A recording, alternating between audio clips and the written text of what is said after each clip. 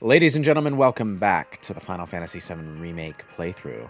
We finished the Ghoul, a boss that is interesting to fight, but apparently not interesting enough to talk about. And now we're moving on. Hey, he should just he shouldn't have buttered it in our Gen 4 conversation. That's on him. John, why weren't you there to save the Gen 4 commentary? I don't know. This entire train graveyard sequence is interesting because while there is some stuff with Tifa toward the end of it, it mostly seems to be here for the sake of Aerith, which makes sense considering she's an ancient and because she can communicate with the planet, she would be the person to be most disturbed by spirits who cannot return to the planet. So integrating her into the ghost story section seems to be a good way to go. So what you're saying is Aerith sees dead people. Yeah. Are you saying that Tifa was actually dead the whole time? Just like we hoped. What a relief. That would make sense, actually. Considering what happens, yes. She did get, like, her entire front sliced open by Sephiroth and his 9-foot katana. What, Tifa? Yeah. Yeah. Wait, what? Remember during the flashbacks at Nibelheim? She runs up to Sephiroth, tries to wrestle his sword away. He pulls it out of her grasp and just slashes her down the front and sends her flying down the stairs. You see, since I remember that with PS1 graphics, it kind of just looked like he was going... Backhanding her. Yeah, backhanding her and then Yeah, with his tumbling sword. down the stairs. Yeah, with this sword and a forward swinging arch. Yeah, But yeah. but like the way you're describing it, it's like you graphically see her cut open, which you don't get. I mean with... that's the implication anyway. Yeah, but that's not what you see. Like, it's not what you see in that moment, but you do find, like, a letter later on if you go to, if you open up, Tifa's, piano to get her, her final limit break. There's a letter from Zangan who explains basically that he was the one who got her away from Nibelheim and, she was in a terrible condition at the time. I thought that Cloud was the one who got her out of there. No, Cloud was in a test tube. No, Cloud was like the nameless nobody. Cloud defeated Sephiroth, but he Yeah. fell unconscious afterward and became an experiment in Hojo's lab. Yeah, because, oh god, this is me misremembering it, because what really happened is that Zack is who Cloud says he was in the flashback. Yes. And then there was the nameless nobody soldier, who is actually Cloud. Yeah. And yes. then in the second version of the flashback, later, like, Zack is bitch smacked out of the way, and then Cloud runs up and talks to Tifa. Yeah, Cloud gets the drop on Sephiroth, basically, but gets impaled for his trouble, but by sheer force of anime willpower, manages to lift Sephiroth up by his own sword, which Sephiroth doesn't let go of. And throws Sephiroth out the throws Sephiroth off the platform into the Mako reactor pit. Yeah, there was a deleted scene where Zack puts Gorilla Glue on the hilt of the sword.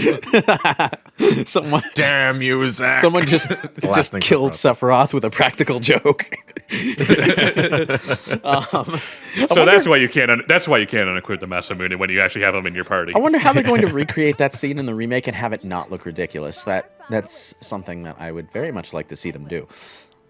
Now, Marlene. Well, no, because they did with Crisis Core. I mean, it's still sort of ridiculous because Sephiroth just refused to let the damn Nothing sword go. in Crisis Core looks not ridiculous. It just makes it work because the game is tonally consistent with its whole anime melodrama thing.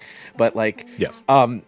Okay, Marlene here starts to get a couple of scenes around this point in the game, which I really appreciate, because Marlene just kind of exists in Final Fantasy VII and in Advent Children. She's just a cute girl who happens to be Barrett's daughter. She's more important to other characters than she is as a standalone entity herself. So seeing some more character development for Marlene, how she's like having a hard time because her dad is always off fighting and that kind of thing. It's touching. I like it.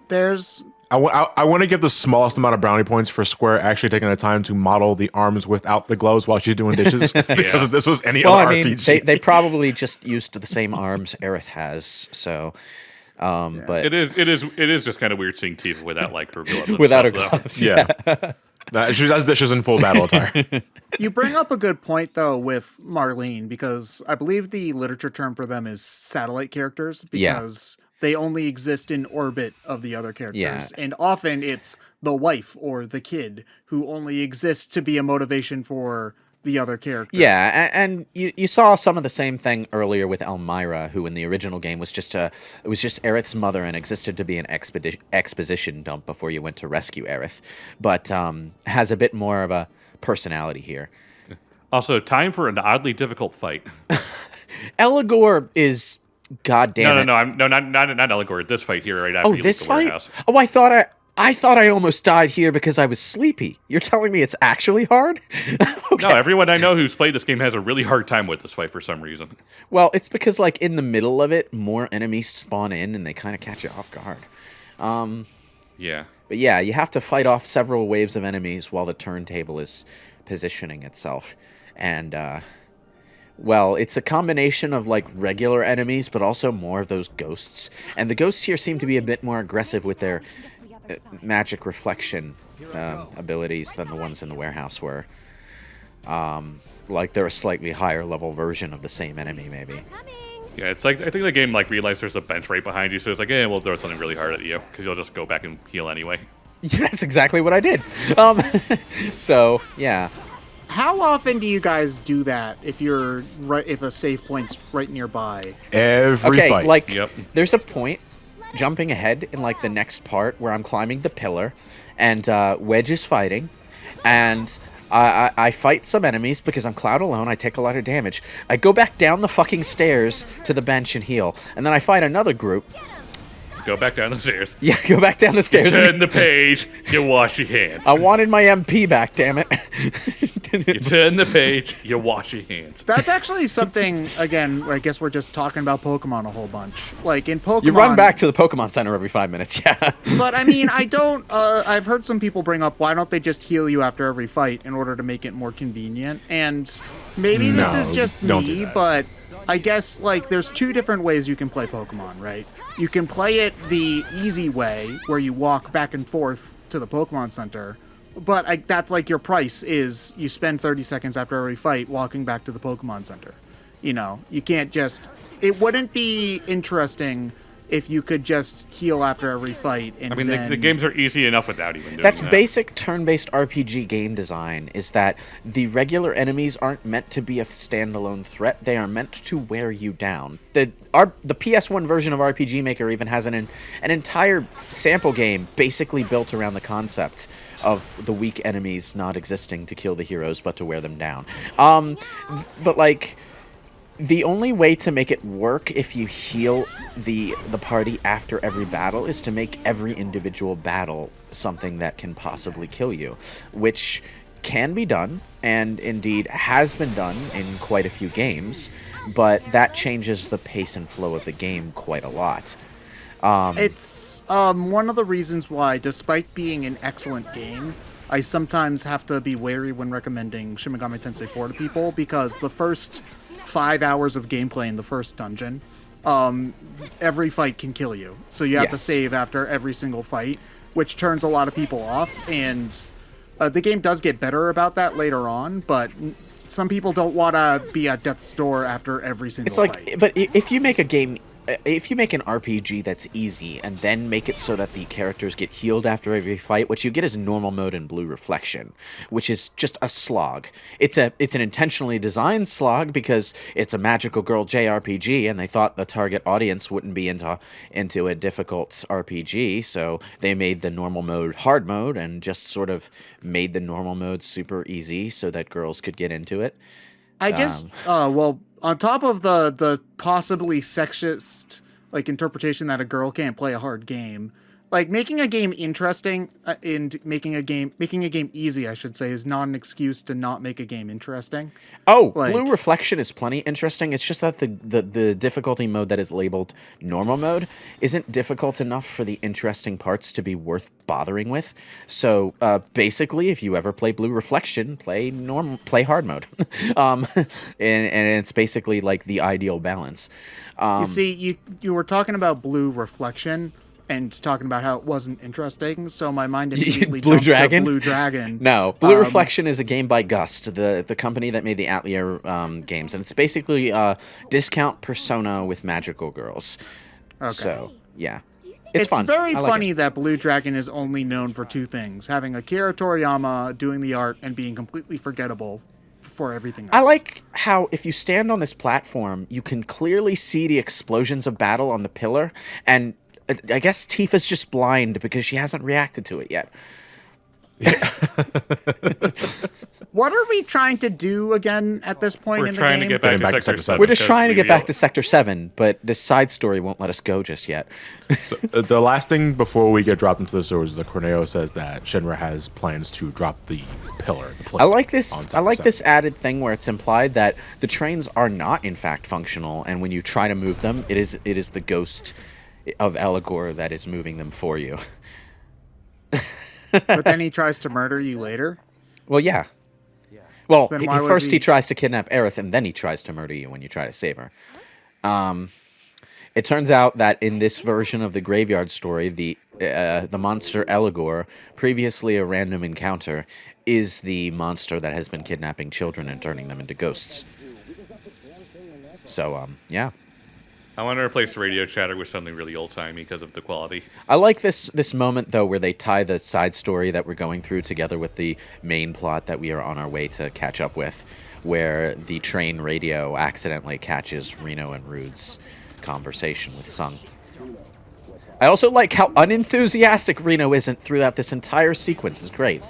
He's just like not really feeling it, but he has to do it because it's his job. So he's treating this atrocity like a day at the front register at a convenience store. He's just like, the Avalanche soldiers down there are that one customer who just won't stop counting small change because they have to give you exact change and they're holding the line up. So they said they could drop the plate whenever. Why aren't they just doing it?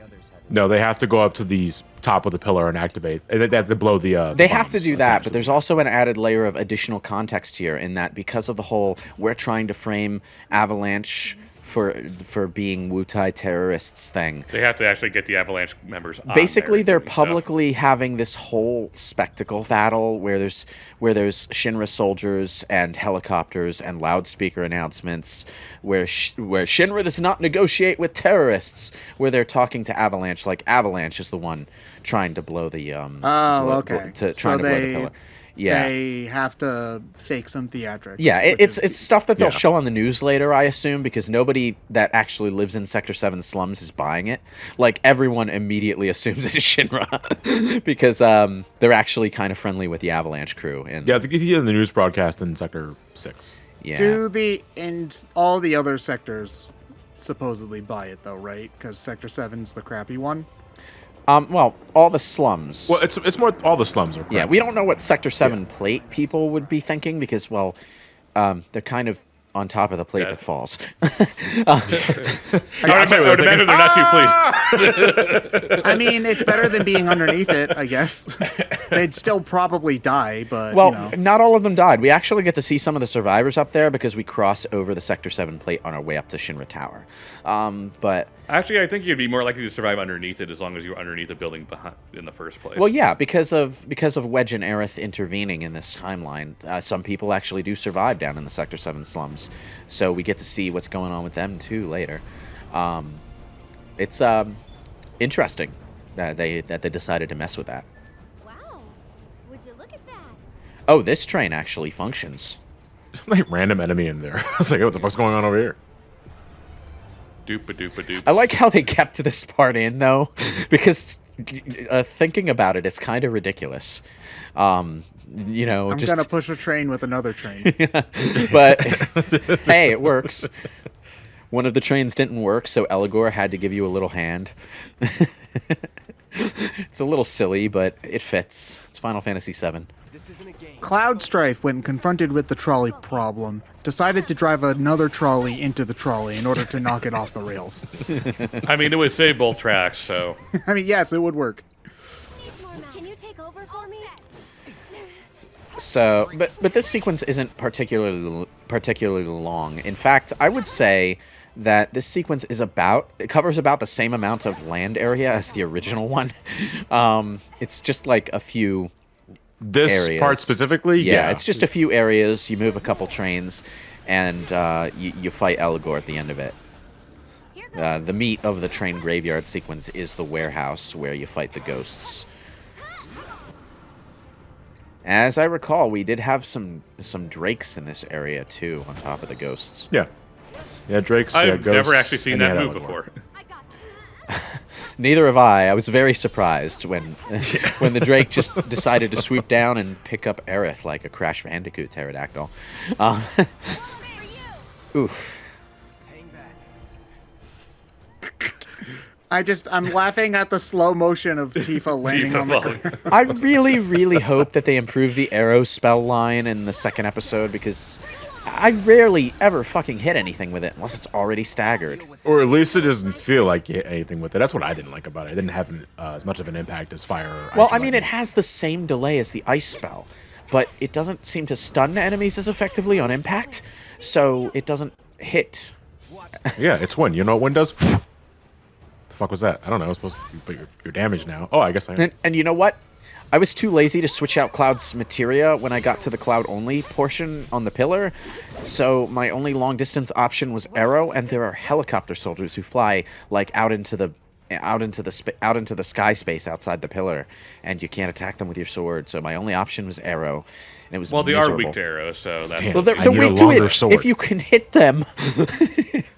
I'm saying at least there's something there. It's not like you had a slow, hard to hit attack and it was a resistance. I really wish that the arrow spell would at least stagger the enemies that are weak to it on that first hit, rather than letting them fly to the side and avoid damage completely. But what do I know about game design? Maybe there's some super genius element here that I'm missing. Probably not, though. But I finally learned Infinity's End, which means it's time to say goodbye to Hard Edge and bring back that classic Buster Sword. Eh. Hard Edge is still my favorite. One of my favorites of Cloud's sword designs. I was initially caught off guard by how long it was. In the Yeah, remake. but you know, when they start messing with the shape and size of Cloud's swords in this game, it leads to some cutscene shenanigans. Like in the final battle, there's a cutscene where he locks swords with Sephiroth, and Yeah. if you're wielding the final weapon of the game, it locks swords at the cross. Underneath the cross guard. Yeah. So if Hard Edge was its original length, it would just whiff, and then Cloud would lose his head. You know what though? Bonus points if you can get to that cutscene with the bat. Like Sephiroth was like, "What Sephiroth the fuck? with the nail You're bat. mocking me." I want to see a screenshot of that. That would be on the same level as the final cutscene of Twilight Princess, where you have like the magic armor with no rupees or the iron boots on. Yeah, that's it is- right. it And you're is- moving It'd all be like over the Cloud place. is wielding the legendary bat from Yakuza 7. Where like he's facing off against a swordsman who can literally cut skyscrapers into pieces, but the bat is somehow sturdy enough to resist the sword. Hey, Puppet Pal Sephiroth, you know what time it is? Bunk time. It turns out he's just hallucinating the entire time, and Sephiroth is actually a drunk. Why'd you hesitate? It's got a bat with a nail in it. I really, really need to finish Yakuza 7. Like, I got That was the RPG one, right? yeah, the one that went all Mother 3 on us. I don't know what that means. I mean, it's like an RPG with like modern day characters, people swinging bats around and stuff. Oh, okay. So, it's easy to draw the Mother series comparisons. Even though it's very clearly being a Dragon Quest game, but you know. Well, it's weird. Like it draws comparisons between itself and Dragon Quest in the in the dialogue, obviously, but it also has elements that are very clearly cribbed from Persona. So it's kind of a hodgepodge. Like, you have personality stats for your main character, and there's this whole element of grinding those up. And then, of course, it's taking place in modern-day Tokyo. Man, Tokyo is such a Persona 5 ripoff. I was waiting for it. Yeah. I was waiting for it. Man. Couldn't we just climb up there? Like, there's even barrels we could jump on. It's also a matter of, like, Cloud, you can jump 20 feet in the air to Well, sneak I over mean, the ship. we can climb up there, but Let's go. like, there's no way to get across until we move this train so that there's a pathway atop the train to follow. Cloud can jump 20 feet in the air. Listen, Square Enix flippy bullshit is only possible Look. when it doesn't matter. Ryan, he hasn't jumped nearly enough times to grind his athletics, his acrobatics skill up to level 100. Okay, so he can't Dude, jump. didn't you see that in the high opening yet. cutscene he did flippy jumpy bullshit that jumped way And higher I was gonna than say this. afterwards we've done a shitload of squats. Yeah, we also did a shitload of squats too. Apparently not enough soldier squats. But like in games like Oblivion, there is an acrobatics skill that you grind and gain points for every time you jump. So I wonder if a boss fight is nearby. So if you really want to min-max yourself, you just hopscotch everywhere. You just have a guild of adventurers skipping down the lane. Is there a game that actually upgrades your athleticism just spamming dodge roll? And why is it a Dark Souls game? I don't think Dark Souls is kind enough to give you a dodging skill to increase. Yeah, because it would make the game too easy. All you have to do is just like roll back and forth. It would look That's like what you Super do Smash. anyway. Yeah, but it would be Well, you even see, more like this Super thing Smash because Brothers Melee with the everybody jittering the back problem and forth. wasn't the problem with Dark Souls, at least the original game, wasn't that the dodge roll made everything too easy. Is that you can only do the dodge roll so many times because it takes stamina every single. Yeah. Well, no, I just like making dodge roll jokes whenever we talk about Dark Souls. Yeah. I'm very easy. Why was I think my favorite dodge roll joke is a clip from a convention like a number of years ago where I think it was the guy doing a Solaire, but it was clearly Dark Souls regardless, and they were doing kind of like a jokey pose thing with like a Weiss from Ruby cosplayer. And when they were going to start doing the mock fight, the Dark Souls guy just started rolling around on the ground. why couldn't we do anything about that? What? Those arrows getting Yeah, Taken? like they were just ghosts. We've beaten them up plenty of times. no, but they came in en masse. Oh my God, 3 of them. How could we ever withstand the Force? Okay, so we have this sort of dream sequency thing where Aerith sees herself as a child playing hide and seek, and all the other kids are playing hide and seek, but none of them come to find her. I think it's implied like she was bullied as a kid, but it's also kind of like, what? Well, it doesn't really include any elements of bullying, just neglect, like she was lonely, which makes some sense since she was special and probably behaved a little oddly as a child. Yeah, but at the same time, it's also like we don't have any context of kids during her childhood treating her badly. We don't really have any context of her childhood at all. I was gonna say I think it's the isolation more so because she was stationed at Shinra for a bit. At least that's what was implied, if not outright. Yeah, shown. she lived. Well, they show you the room she grew up in. Yeah, they showed her the room, but I don't think I got a grasp of how long she was there. Well, long enough that she was old enough to understand what was going on. But then she came to Elmira as a child, and it seems like from the cutscenes we have in the original game, where she just blatantly comes down to Elmira and tactlessly tells her that her husband has returned to the planet and couldn't come by to say hello. We can infer from that Aerith was probably a bit of an odd duck as a child, and maybe this entire sequence is to imply that because of that, the other kids stayed away from her. I said I'm ready. Yeah, but the question is, what does this mean in context of... Well, the punchline is that Cloud finds her. Yeah, but this whole sequence is done in like 2 minutes, so it's like kind of like, okay, the whole conflict is resolved almost immediately, so why have it? I mean, I'm not against giving characters more depth. I think this is just something that we might have need to see a little bit more. I think it's meant to set something up for Aerith's future development rather than something that's meant to be standalone. Because it is something that wasn't really an issue in the original game. The fact that Aerith felt alone as the last remaining sector. Let's assume we're living in the timeline where Square Enix decides that in their remake retro retcon timeline, Aerith doesn't die. We need stuff to do with Aerith during the second half of the game, if that's going to be the case. So we need to set up more stuff to do with Aerith.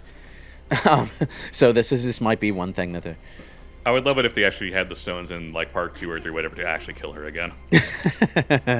I'm just so cynical about it. I expect her to die, and then Aerith lives DLC $15.99.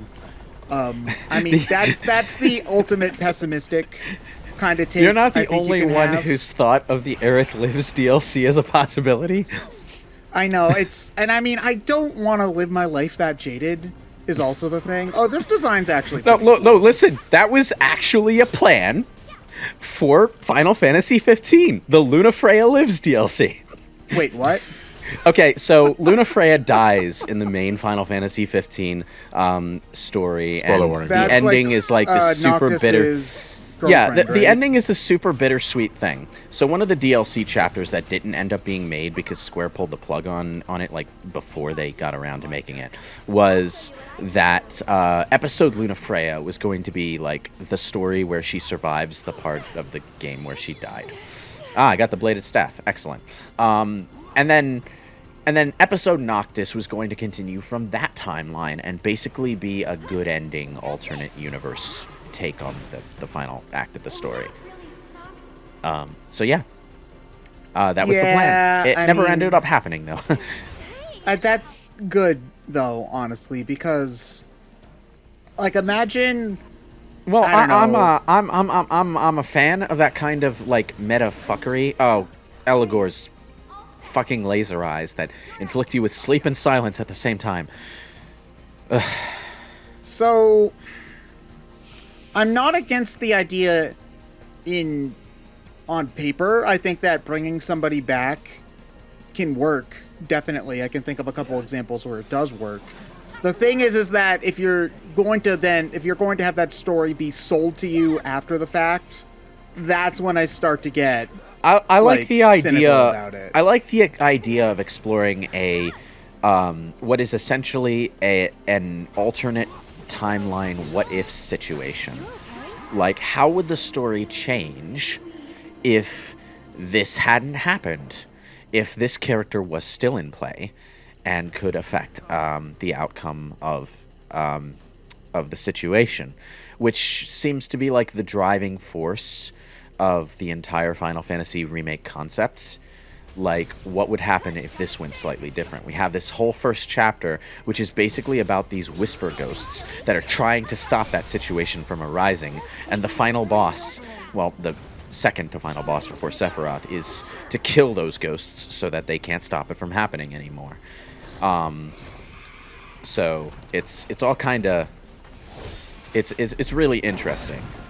It sells itself on the discussion alone. Yeah, the only problem with the setup for that is, oh god damn it, he dropped a giant metal crate on my arcane ward. Now what do I do? So like the only reason that I think anyone is really genuinely worried about this concept in Final Fantasy VII Remake's case is because it's Nomura.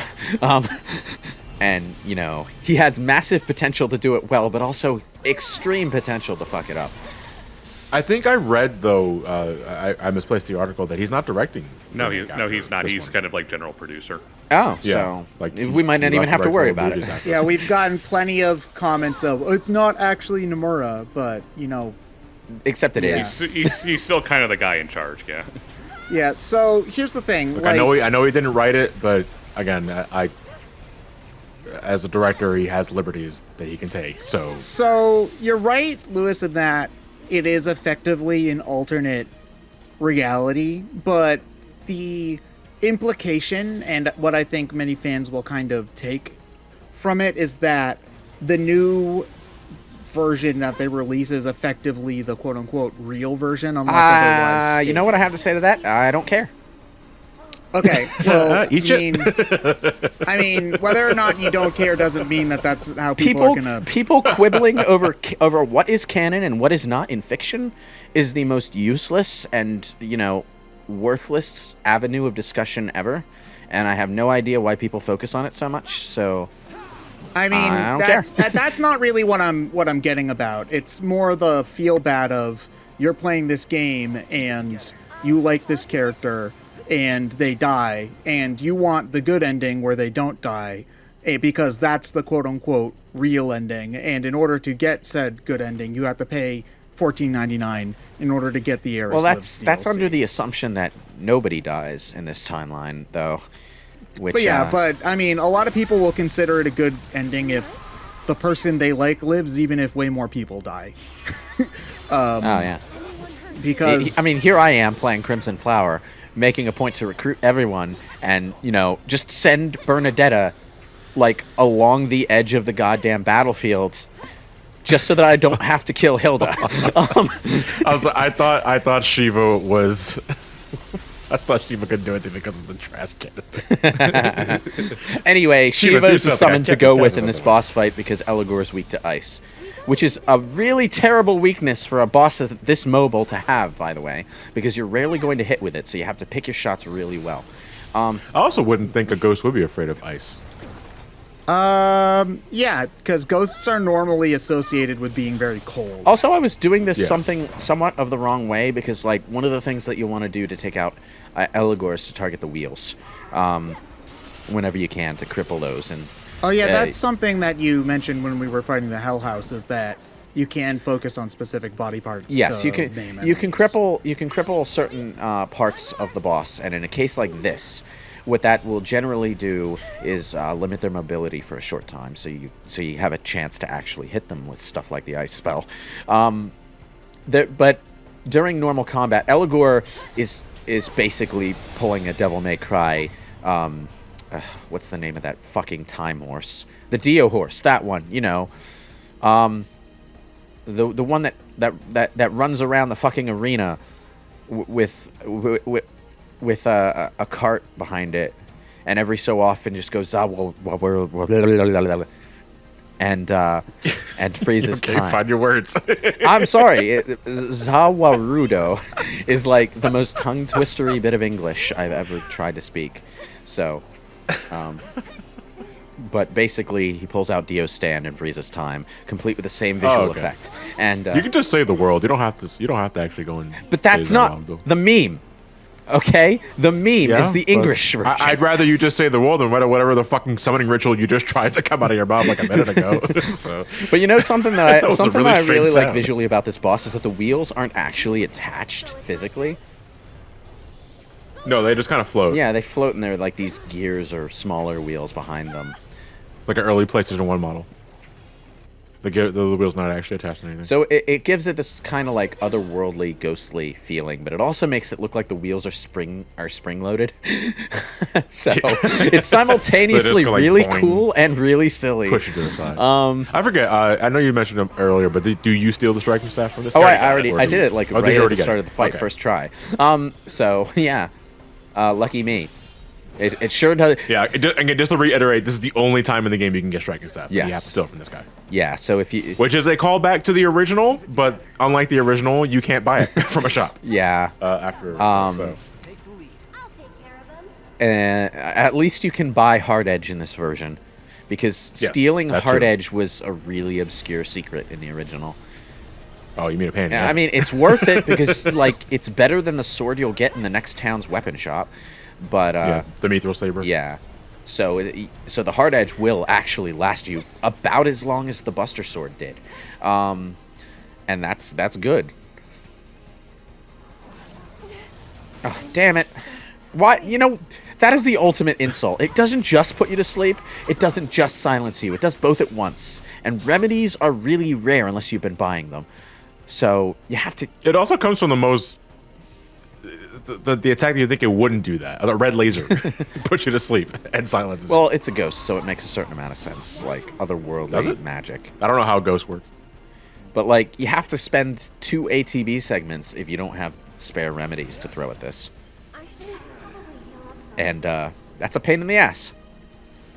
But anyway, hitting Eligor with the ice spell is a pain in the ass because you have to wait for it to not be running around. I tried to get it there, but then it just charged right at me. Just go away. Damn it! Yeah, ice is a delayed grenade, and you're dealing with a very mobile opponent. Yeah, I Yep. mean, the ice spells, especially Blizzaga, do stagger lower level, smaller sized enemies when they hit.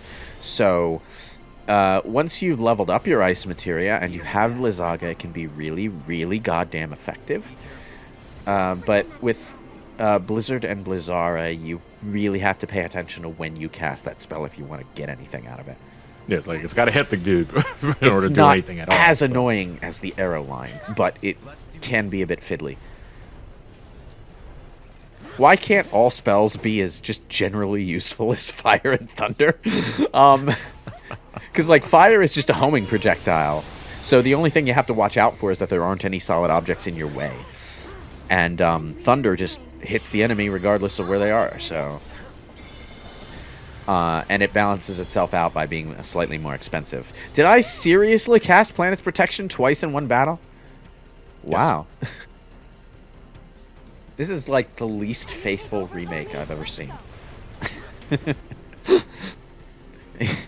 With Great Gospel, you're lucky if you get it once. But it seems like Eligor is entirely magic based, even for the attacks that look like they should be physical. Because everything either comes from the staff or the staff itself, but this, Eligor is a very magical being. Yeah, but even like the giant fucking fuck off spears that rain from the sky are called magic, as far as the damage system is concerned. Because anything that, even if it takes the form of a sword or any sort of like stabbing weapon, but then it magically disperses after it makes contact, I just associate that with magic and not necessarily physical. I'm so glad for the, what do they call it in this version? I know it's basically the all materia, but they call it like, what, magnify in Remake? Something of the sort. Anyway, you are dead. Smack. Or at least your wheel is. No. I just... You crippled the left wheel, and then you killed Eligor. And it's like, I didn't even know that the cutscene ended with Tifa being the one to finish the boss off. So that ended up working out really well. Yeah, I thought it was a little bizarre because like the fight, the cutscene beforehand was so focused on Aerith, and it's Tifa that gets a significant finishing blow. Well, it's because they've been implying that, not implying, but they've been doing this whole bit in the graveyard that Tifa's like really afraid of ghosts. Well, it's also because the entire sewer and train graveyard section has been pulling double duty between everything else and developing the Aerith Tifa friendship. So there are a lot of moments between those two characters, and Tifa being the one to just punt the boss who kidnapped Aerith into the stratosphere is a pretty nice moment, I'm gonna say.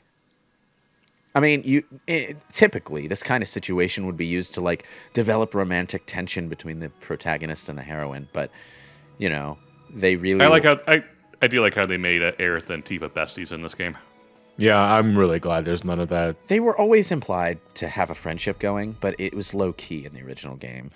So there's not really a lot of inter-character relationship built in FF7 at all if Cloud isn't one of the characters. Yeah, I mean, in the original game, it was like if you're going around looking for party members to go into the Ghost Cave in Cosmo Canyon, you'll see Aerith and Tifa sitting at a table together.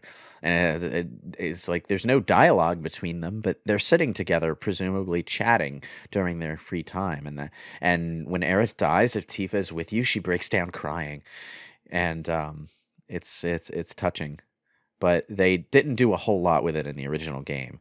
It was obviously deliberately part of the story, but not deliberate enough to be a front and center element. Now it is.